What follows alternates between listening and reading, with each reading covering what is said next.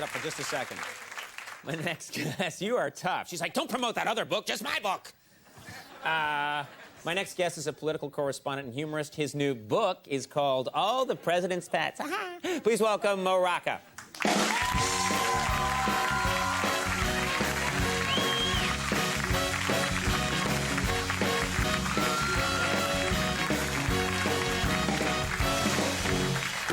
Good to have you here. Well, thank you. Welcome to the program.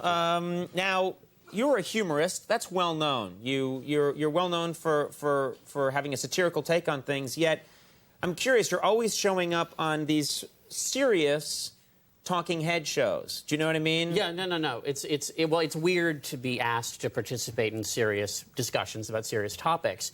Not long ago, actually, I was invited on a very high-profile cable news debate show to talk about the crisis over Walmart dropping 2 different Barbies from its shelves. There were lingerie Barbie and pregnant Barbie, which were pulled off of the shelves. These are real dolls. There's a lingerie Barbie and a pregnant Barbie? Oh, absolutely. Yes, lingerie Barbie, which was sort of the lightning rod. And pregnant Barbie was just known as pregnant Barbie. Her name is actually Midge. She's Barbie's slutty cousin. Right. And she has a baby, and she's pregnant with another child. Yes. But she doesn't come with a husband, but she does have a wedding ring, but I think it's a fake. And in any event, my opponent on the debate show, when they called me, they said, well, she is against lingerie Barbie, but in favor of pregnant Barbie. So I figured I should play the role of somebody who is for lingerie Barbie and against pregnant Barbie, because otherwise the whole thing breaks down. Right. You need to have the opposing view. No, it has to be a death grip. It has to be a fight to the end. Right. And so, you know, it was a very contentious battle. And my whole defense of lingerie Barbie is that, you know, little boys play with dump trucks, little girls play with lingerie, and this is a great way for an 8-year-old girl to sort of imagine being a hooker or a crack whore without actually becoming one. Right. So it's important to safely channel that. Yeah, it channels that. So, it allows them to discover and play, but in a safe way. Absolutely. No, it's important. And you know, I was against pregnant Barbie because I had to be, because, again, the show wouldn't have worked, and because I felt that she was abnormally fertile and, you know, freakishly fecund. I mean, she was out of control. She was, you know, Too many babies too fast. Yeah, it can't be good for the economy. Well, it can. And the dream house would have fallen apart with all these kids and sprawling around like little rugrats. So, so I'm curious. Now, it's a keep in mind, this is a serious cable show that you were on. This wasn't a satirical show or anything. Were people really calling in and getting angry with your opinion? Well, the organization that I was debating, actually, the president of that organization, the Concerned Women for America, had debated me on another show about the appropriateness of the Anna Nicole Smith show, which is another important topic. So that organization issued a fatwa against me afterwards. And that was their first fatwa. Wow, that's pretty impressive. But people need more television, so that you're going to have many opportunities, I think. No, you have to fight about stupid topics. Yes, you do. I mean, smart topics. You're talking to the right guy about that. Let's talk about this book. Oh, yes. In the book, All the President's Pets, you talk about how, and this is all real history. You're not making this up. All my animals are real, and all my historical incidents are real.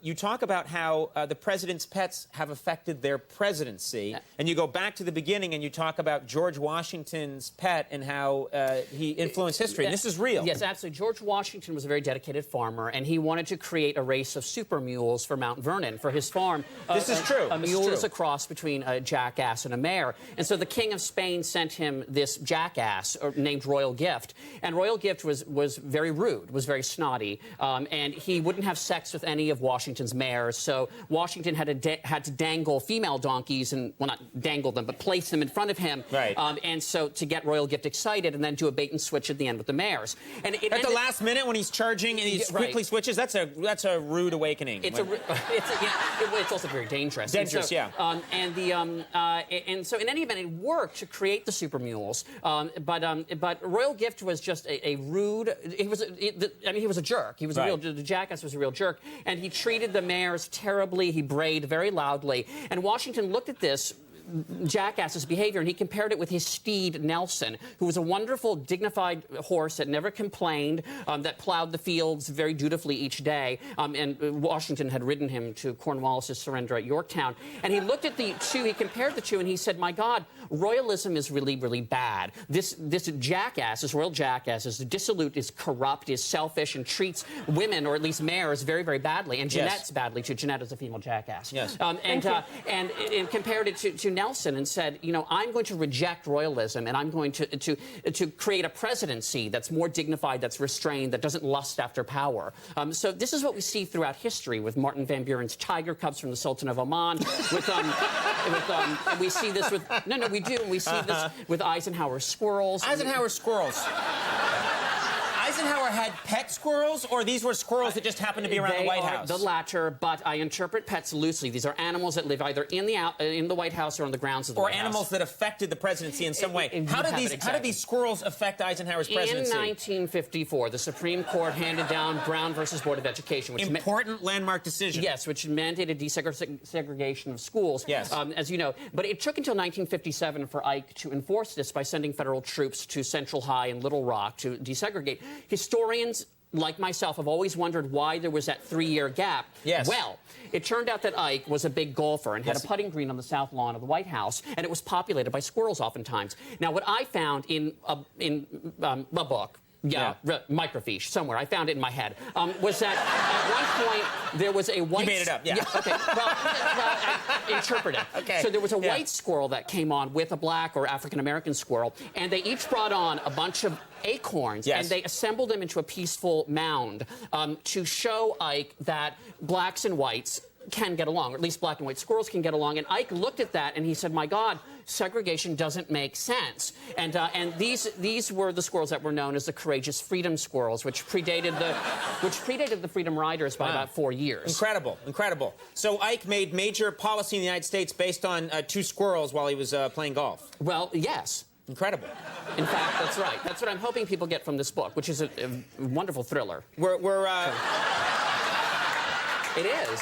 Sorry, I don't want to push it. Okay. No, you've got me convinced. I wish we had more time, because I'm a presidential history buff. There's so much to tell you about Calvin Coolidge's wallaby. We're going to get to it. We're going to have you back. We're going to have to do something. We're all out of time right now, but the book is All the President's Pets, and you're a very funny and intelligent man, Mo Rocca. Very nice job. We'll take a break. We'll be right back.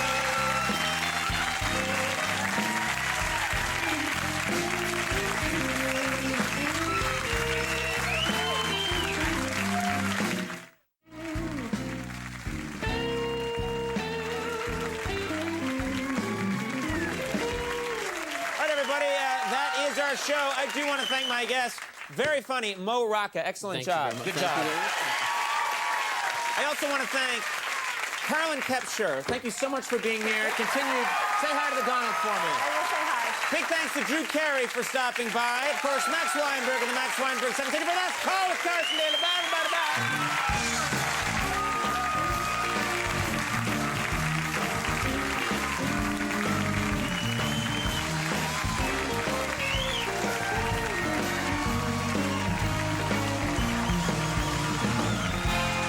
Okay, Sean, time to choose between these 2 pints. One filled with Guinness, the other with deadly cobra venom disguised to look like Guinness. So if I guess right, I get a lovely pint of Guinness. And if I guess wrong, I die a horrible death. In less than 8 seconds. Think it's worth the risk? Absolutely. Go for it. Sorry, Sean, you're a dead man. But you still have 3 seconds to drink the Guinness. Another happy dead contestant. Join us next week when we'll perpetuate other unfortunate stereotypes.